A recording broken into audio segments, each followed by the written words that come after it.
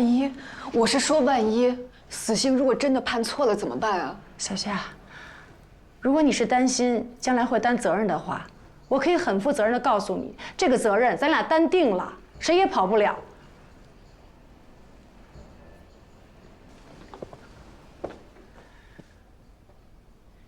所以，如果真的判了死刑，你是不是也希望钱新良一辈子都翻不了案？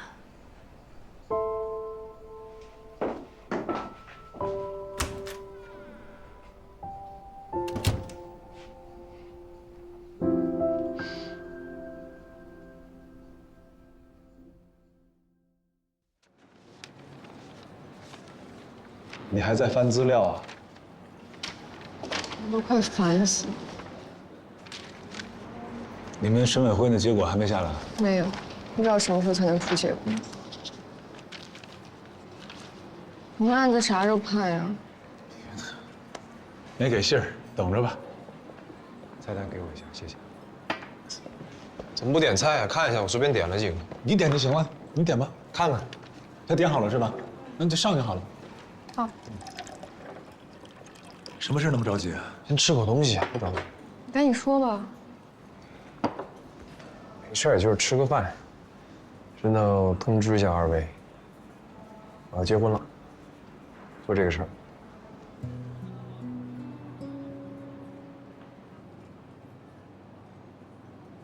你跟谁结婚啊？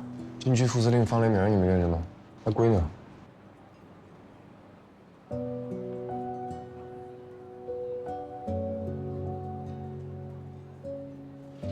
行，知道了。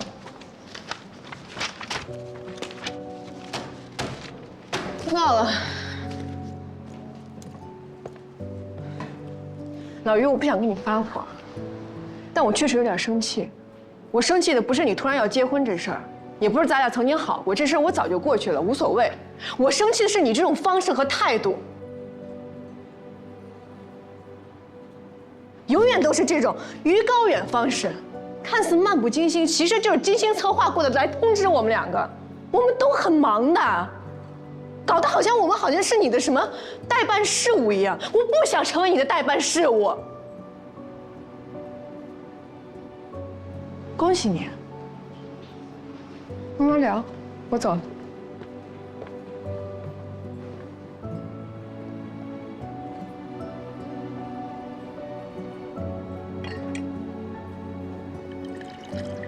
怎么这么突然啊？到岁数了，家里也催了。谈了多久？时间不长，人挺好的，性格好，也能聊到一块儿。对了，你之后有机会你跟英杰说一下，他有一条腿不太利索，说要见着的话也表现得太一般。行，你喜欢就行，恭喜你。袁律，一会儿咱到了先吃饭，包间全订好了。陆总嘱咐我提前付了钱，让他们无论多晚都等咱们。要不要收数？放心吧，袁律，我都安排的妥妥当当的。咱这次来的，要的就是个名利双收。请第一时间联系车站执行中心，客运工作人员积极检举违法犯罪行为。往哪边走？这边。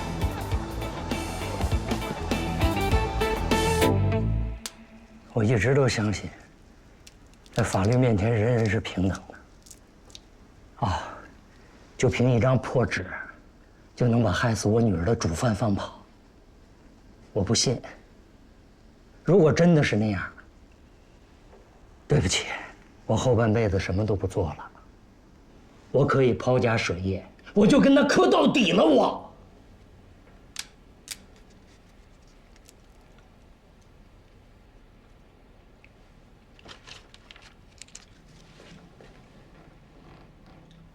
我女儿是跳江自杀的，他们整整打捞了2天。之前我也下去找过，那江水特别凉。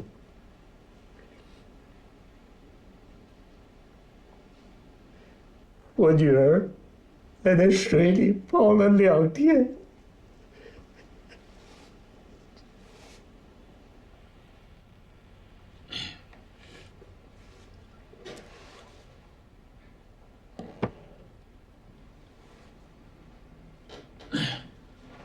乔总，目前来看啊，要想在法律上证明你女儿自杀跟那个宋晓光有直接的因果关系，这很难。这帮王八蛋都这么说，你们不该也这么说吧？哎，请您说话注意点啊。肖先生，袁律师呢非常想帮您，但是我们是律师，必须站在法律的角度分析情况，才能想到帮您的办法。到现在为止呢，我还没有取得涉案任何一方当事人的授权，包括您的，所以我能说的不多。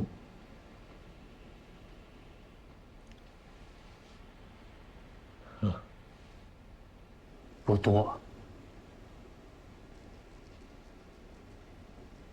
明白？你们这儿来挣钱的，对吧？我不难为你。要图钱我就不来了，我是可以免。肖先生，您先别着急啊，你听袁律师把话说完嘛。那我说完啊，本来呢，我是想从那些共犯入手，通过给他们辩护来揪出宋晓光。给他们辩护？他们需要辩护吗？他们都是十恶不赦的流氓杀人犯，他们需要的是他妈一颗子弹。怎么着？他们给钱多是吗？不是说了吗？图钱我就不来了，我真的可以免。那个，邱先生啊，我们千里迢迢赶来了，要不您先回去好好想想，冷静了咱们再谈。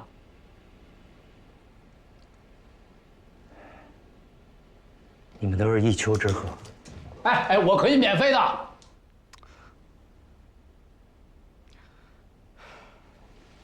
乔总，来，您请坐，听我说，我可以免费的，坐。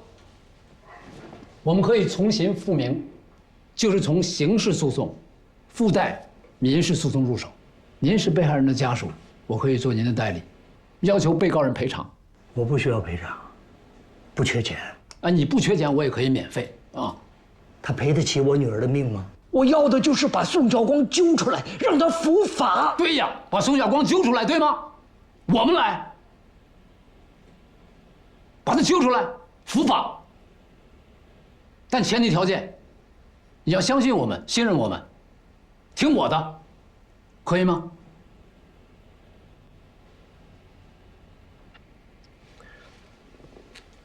肖总，您在公司肯定是一把手，说了算，对吧？这个公司我也是一把手，我说了算。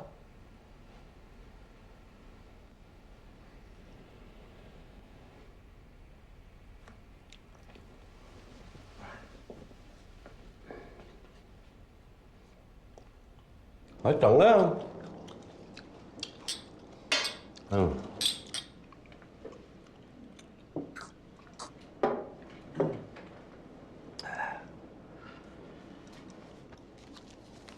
你看，别山监狱的电话，你抽空给张连慧打个电话安慰安慰啊。你就算了，你现在有妇之夫不方便。哎，你啥时候办事啊？不办了，没人来，办什么？你看又来了，又开始小心眼儿，又开始受迫害妄想。这我们几个都不叫了呗？叫，到时候吃个饭就行。反正赶明儿我办事儿，你们都得去啊。祝福不祝福的无所谓，礼钱必须到位啊。行，你跟谁办？我跟那谁，丁蕊啊。谁是丁蕊啊？没跟你们提过呀？丁仲祥，丁院长家的闺女。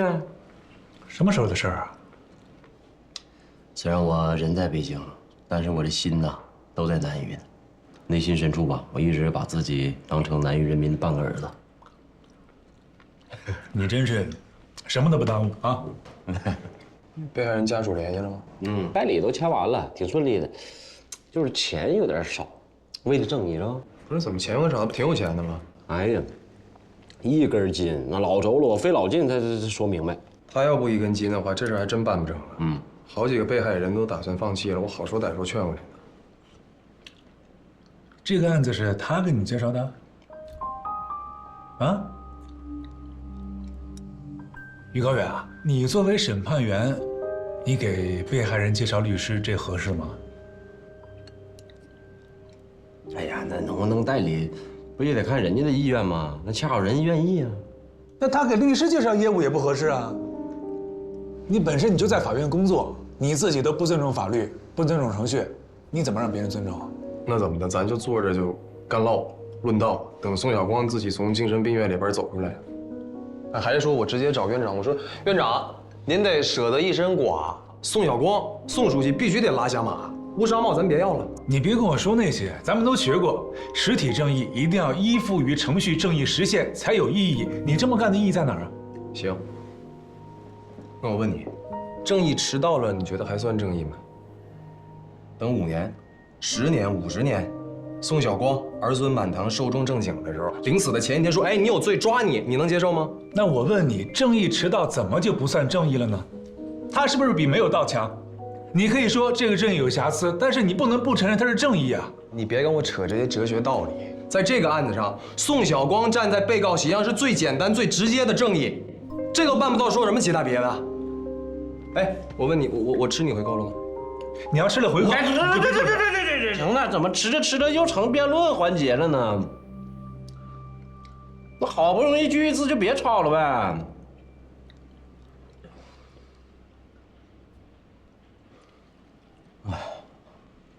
袁律知道你俩这么干吗？他不知道，但他忙的开始都不想接呢。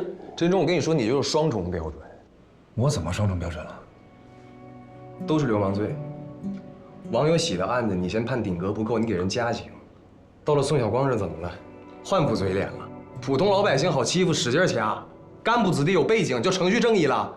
来，你说清楚，我换什么嘴脸了？你去问问夏银杰，钱新良的案子他也找的袁律，但是人家呢是救人一命，你呢是把人往死里整。我把人往死里整？我是检察官，我打击刑事犯罪，怎么了？这就是我责任。怎么的，戳你痛处了？这么着急？你要是觉得我们材料有问题，你就退卷；你要是觉得我的意见有问题，你可以不采纳。你别再说这话。不争啊！等过2天宣判出来了，你就知道了，好吧？哎，咱上次是不是也这包间啊？这包间有点犯冲了，你以后咱这就不来这屋了。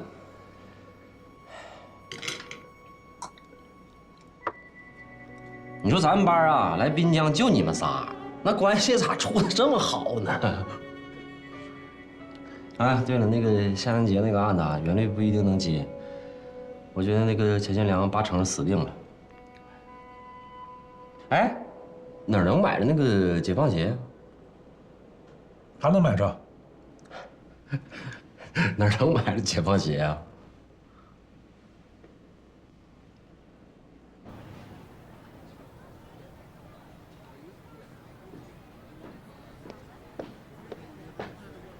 回来了。啊，吃完饭了，怎么样啊？这是那个张丽慧在别山监狱的电话。老陆给过我了，你留着吧。你们见过了？嗯。啊，找我来就为了说这个啊？不是。有件事我想让你慎重的回答我一下。我是一个双重标准的人吗？怎么了？就是在宋晓光和王有喜的案子上，我的态度有因为他们的身份不同而不同吗？这2个案子不一样，不能这么比。而且，人难免会有双重标准，而且还都不自知。区别就是程度不同，和被戳破了会不会跳脚而已。我没跳脚吧？没有啊，你是我见过的少有的能诚实对待自己的人。谢谢啊。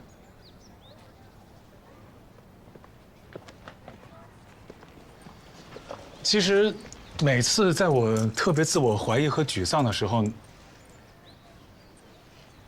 你都能1-2句话就把我救回来。我哪有那么大能量啊？再说了，你有那么多精神导师呢，你父亲周老师不都是吗？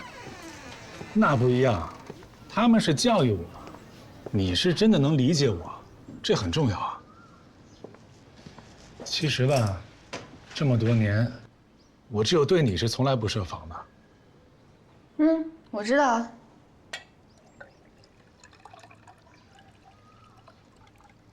要不咱俩在一起吧？你打住啊！咱俩还是聊正事儿。你来找我肯定不是为了说这个，对吧？对。是你让老陆和袁律师去给钱新良辩护的。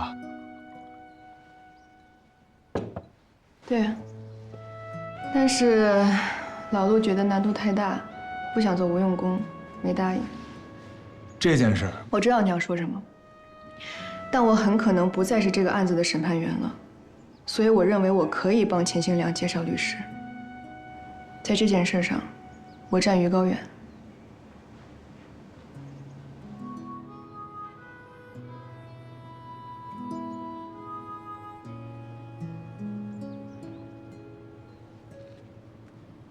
行，来。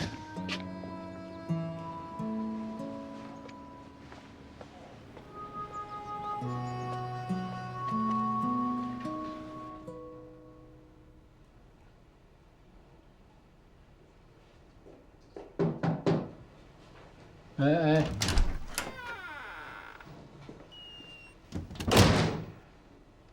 袁律啊，那个孙晓光这个案子呀，我们要充分的利用这个舆论。以前办案的时候我说过，最好不用舆论，但这个案子不一样。我知道了，我来不是说这个事儿啊。那个乔总那个案子，我好不容易从您这免单，我谈到个3万，怎么到您这又成2万了？啊，这个是那小马谈的吧？别扯小马，跟小马有啥关系？我都问了，人说您谈的2万呢，1审到2审一共2万呢，不包差旅。什么呀？什么差旅？你少跟我打哈！那咱兴师动众，人吃马喂的，就指着这3万块钱呢。您那几个，要不500，要不1000，还有免单的，就指着这乔总这扎出点血，您怎么还大酬宾呢？人家都给2万了，你还什么差旅？那个秋明啊，以后这种事儿最好你去谈，我没这方面的那才华。我发现那小马也不行，跟人小马有什么关系？袁大律师，我就一个问题啊，就照您这么做，咱这律所怎么经营？我赚钱，你赔钱，这是个问题啊。行，既然问题来了，那我就跟你聊一下啊。我呢接案子是有我的标准的，这个你要尊重。有一些案子呢，在我看来，那给多少钱也不能接；有一些案子，1分钱不给，那也必须接。因为我觉得，身为律师，我们应该有自己的理想和价值标准。回答完毕。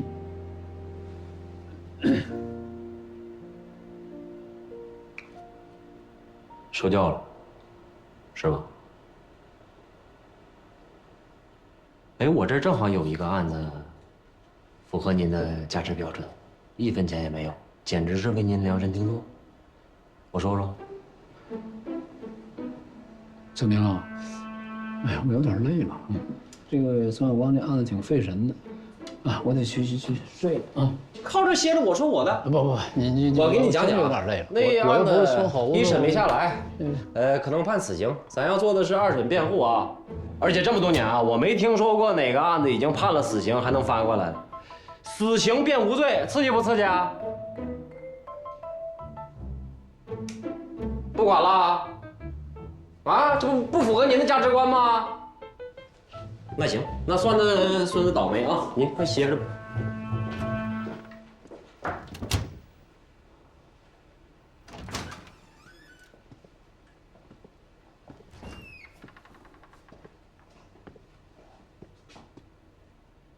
什么时候又冒出这么一个案子？来之前不是说好了吗？就一个案子。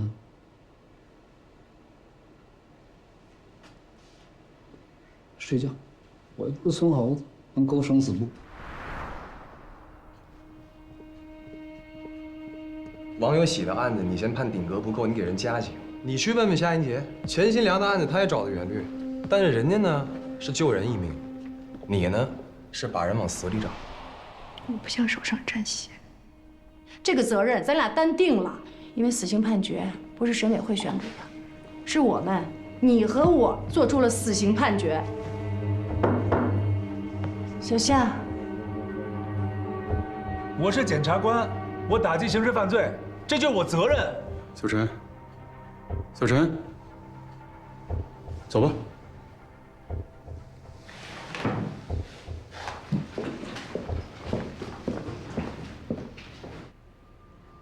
经本院审判委员会决定，判决如下：被告人王有喜犯流氓罪，判处死刑，剥夺政治权利终身。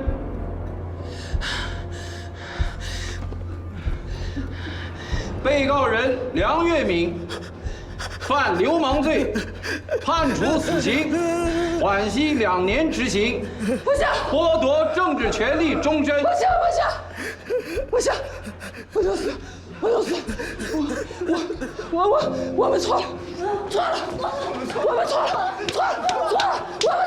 认罪，我们是流氓，我认罪，法官不能死，我家里还有老人，我儿子才70，我不能死。那个法官，这样，我死，别太坏，我死，我一个人死，让一个人活，还有孩子，有孩子。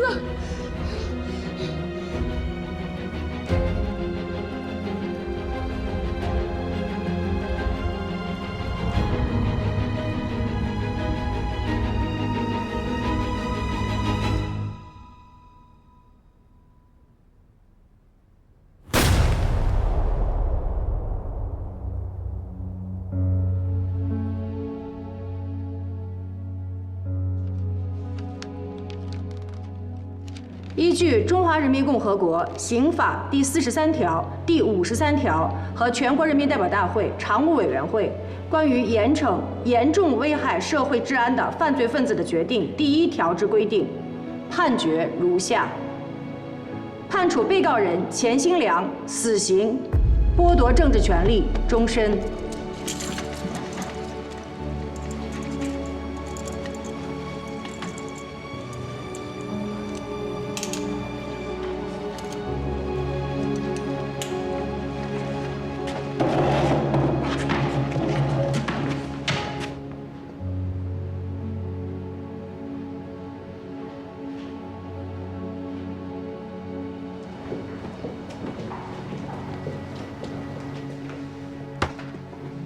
你上大学的时候，老师有没有教过罪刑法定和罪刑相当？周一蒲是你老师哈，他肯定教过。教官，对了，我忘了我是你师傅，那就是我没有教好。检察官的职责是代表民众发泄义愤吗？我记得你说过王有喜就该死，现在满意了。判死了，死刑。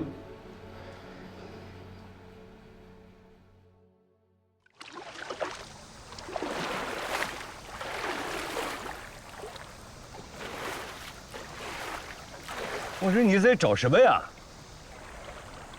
也不着急了，那不家里人发疾病吗？啥家里人呢？猪崽病了。你还走不走了？我还想赚你10块钱呢。等着吧。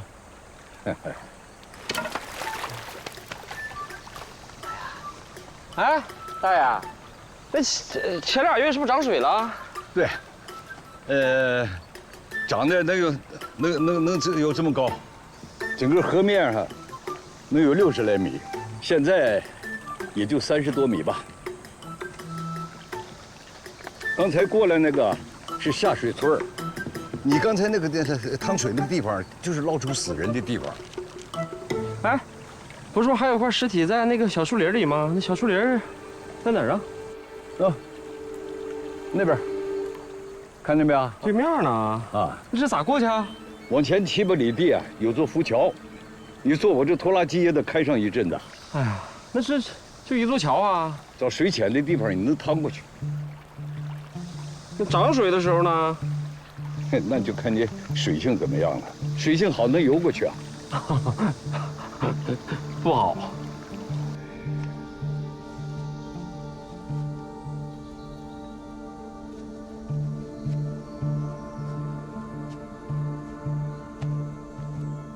你要不走，我先回了啊。啊，你记得啊，回去一定走浮桥，水性不行，千万别游泳，中间很深呐，净淹死的。行。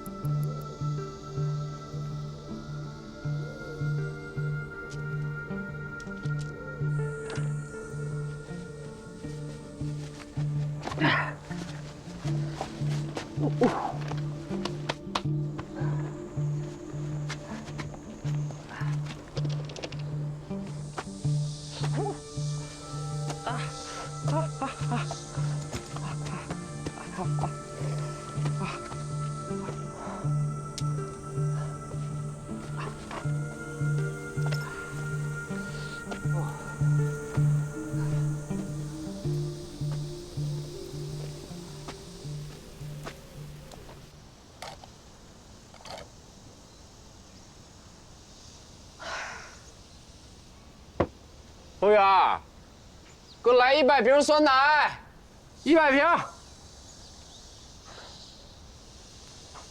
哎呀，你已经尽力了，生活还得继续呀。钱金良肯定会上诉，这个案子会进省高院2审。所以呢？你还是不接是吧？我真跟袁律说了，他忙不过来。他忙不过来，那你呢？你讲定实话吗？废话。这案子不可能翻案。为什么呀？你一开始就跑偏了。那死者是不是于三花，尸体是不是于三花，钱新良都不可能杀人。你为什么这么说呢？钱新良没有作案时间，他们不可能连这个都没发现吧？先给你们来5瓶，不够再说。哎，那我帮你。你下这样的判断没有依据。当然了，公安局确定的第一犯罪现场是离下水村3公里外的树林里，凶手在那杀人、分尸，一部分尸块留在原地，一部分扔河里了，还有一部分扔玉米地里了，对吧？嗯。但是案卷里没提及呀，那是直线距离啊，小树林在河对岸呢。虽然钱新良是出于记不清也罢，害怕也罢，找人串供，但是有多人证实，钱新良那几天6、7点就在村口打牌，一直打到10点多才回家。但这并不能说明他没有作案时间啊。你去过案发现场吗？你少卖关子，继续说。你知道分尸需要多长时间吗？一个有经验的屠夫肢解一头猪需要10多分钟，没经验的人呢？多长时间？我整了一条腿，我费老大劲了。你再想啊，那钱新良旁边还有个于三花呢，他想快，于三花能快吗？那干啥呀？那陪他竞走啊？那如果是搭拖拉机或者农用车呢？那不就是有目击证人了吗？那这案子多轰动啊！那怎么找这么长时间一个人都找不着啊？我退一步说啊，钱新良想要杀人，作案时间就需要更长。哎，干啥啊？这个足底局部角质增生形成的角质酸，俗称鸡眼。钱新良那几天呢，脚后跟就有一个鸡眼，哪还感染了？你看我这是高仿，那钱新良的脚丫子这比我还完蛋呢。他能走多快啊？他能走多远呢？钱新良不可能具备作案时间。我想问一下，现在几点了？我这表停了。10点。怎么？转。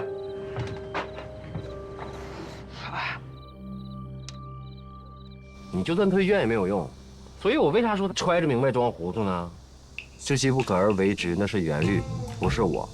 但我要知其不可，我得明白为什么不可呀。所以这就是为什么我只做飞速业务，我不愿做刑辩。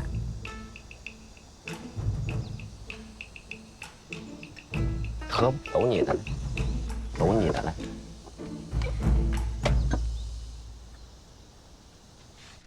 下面把上周的工作简单总结一下。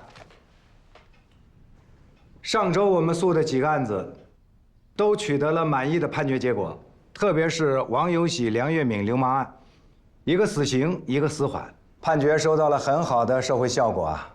当天就有群众在法院门口点起了鞭炮，还给法院送去了为民除害的锦旗。锦旗虽然是送给法院的，我们检察院也有一份，可喜可贺。在这里特别要提出表扬的是陈一仲同志，这是他作为承办人起诉的第一起案件，就取得了这么好的结果，祝贺你！啊。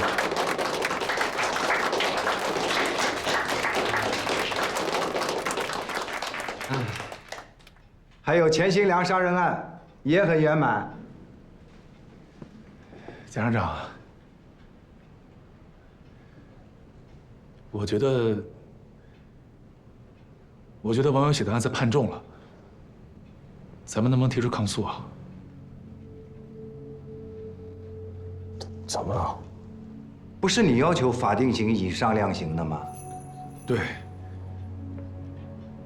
我承认，我当时确实是被他们恶劣的犯罪行为冲昏了头脑，忘了罪刑相当的原则。当时我建议法定刑以上量刑，其实我心里想的就是10年，最多13年，所以我没向法院提出具体的量刑建议。但是我没想到判了2个死刑啊！检察长，他们真的罪不至死。如果我们罚过其罪，我们就失去了法律的严肃性。是我们自己要求的严刑，判决一出来，舆论一片叫好。现在你在抗诉，不是自己抽自己嘴巴吗？明白，我明白，检察长。但是流氓罪量刑最高刑才7年啊，再怎么加刑也不会加到死刑去。如果案子这回这么判了，那以后的流氓罪真的就没法判了。老李，你怎么看？徐姐，我同意，他们的犯罪如果只判7年，可能难以服众；如果死刑，那法律就失去它的标杆意义。就像小陈刚才说的，那以后的流氓罪怎么判？你们当初就没统一一下意见吗？啊，是我的问题，我没有尽到提醒的责任。林老师当时提醒我了，但是我当时完全听不进去。检察长，院里可以给我处分，但是我们一定得提出抗诉。我们犯了错误，还有机会改正，但是犯人也需要机会改正。如果人真的死了，那我们都没机会了。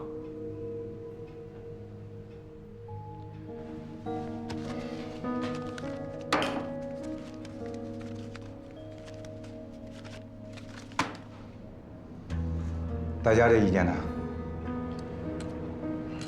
我同意，死刑确实太重。可是我们如何面对社会舆论？那起诉的时候就没想到吗？好吧，我向检委会提出来，抗不抗诉，还是检委会决定。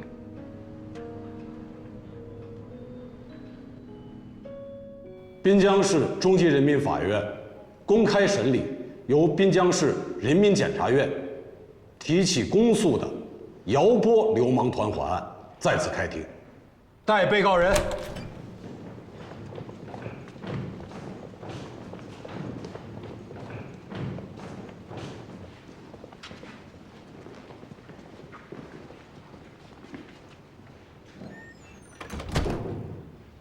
审判长，原告方就本案关键事实，请求对被告人进行发问。允许提问。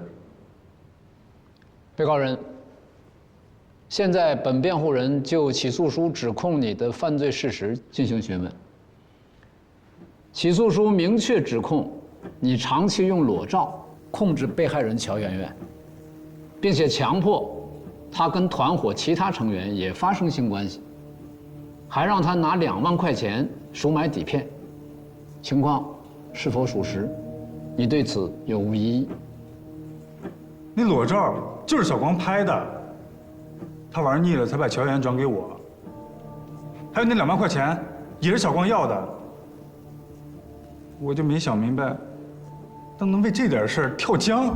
你还是人吗？畜生都应该被你们枪毙了才对。请保持肃静，再次大声喧哗，就责令你退出法庭。审判长，我们在起诉书里没有看到叫宋晓光的人呢，但是在法庭审理过程中，不止一位被告人提到宋晓光，提到很多事情都是他主使的，而且这个流氓团伙也是他纠集的。那现在我们想问，宋晓光在哪里？为什么他没有出现在被告人的名单里？代理人，你们代理的是民事赔偿部分，你们就这一部分发问就可以了。那我们就这一部分发问啊。而且刚才您也听到了，那2万多块钱是宋晓光要的，他不到庭，我们的权利没有办法行使。你的问题，本庭已经记录在案，继续吧。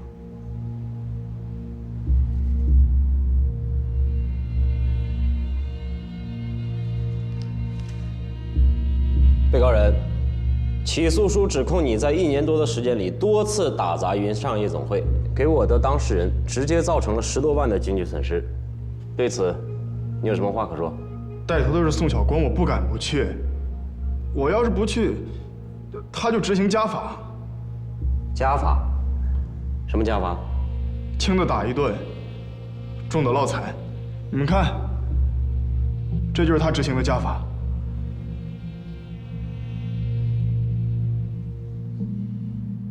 审判长，按被告人的说法，给我当事人造成经济损失的主要是宋晓光。那我们还是要问，宋晓光在哪里？作为这个团伙的组织者和发号施令者，为什么他没有出现在法庭上？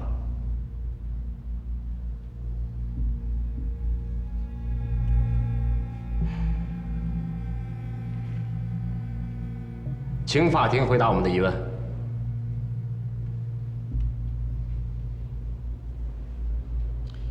我们只审理起诉书上起诉的内容。反对。审理流氓团伙案，团伙组织者却不在场，这叫什么审判？难道法律只对一部分人起作用，对另外一部分人却束手无策吗？这样的审判如何服众，如何彰显公平？所以我们强烈要求宋晓光必须到案接受审判。侦查机关已经对宋晓光进行了司法精神病学鉴定，确认他患有精神分裂症，他现在属于无刑事责任能力人，已经送到精神病医院进行治疗了。我们有理由怀疑这份鉴定的真实性，并且要求更换鉴定机构，对宋晓光的精神状况重新鉴定，以便真伪，还法律以清白。待宋晓光，法律面前人人平等。待宋晓光，法律面前人人平等。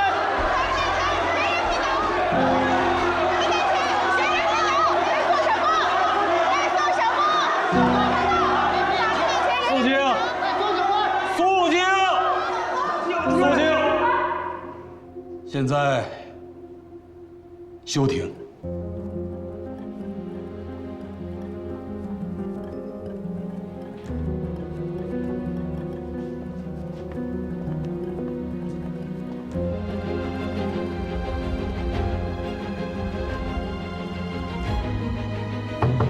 哎，来了来了。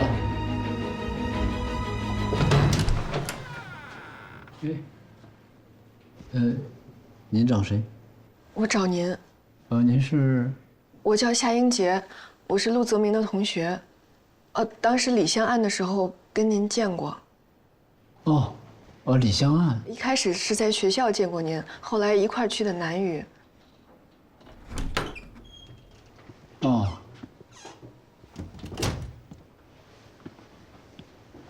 那你找我什么事啊？很晚了，可不可以明天说呢？我知道您明天就要回北京了，我怕来不及。那能问你是做什么工作的吗？我是滨江市中级人民法院的审判员，也是钱兴良案的助理审判员。我来找您就是想跟您聊聊这个案子。小夏同志，以您现在的身份，这个时候来找我，来说一件我并不了解的案子，这个不太合适。我知道不合适，我也知道很冒昧。或者是我们叫上陆泽明一起。我不希望有第三个人在这。那你等我拿件外套，我们到楼下大堂。对不起，于律师，我也不希望这个时候有人看见我跟您谈话，毕竟滨江很小。是的，滨江很小。滨江很小。袁律师，我只占用您10分钟的时间，但这可能是挽救一个无辜者生命的最后10分钟。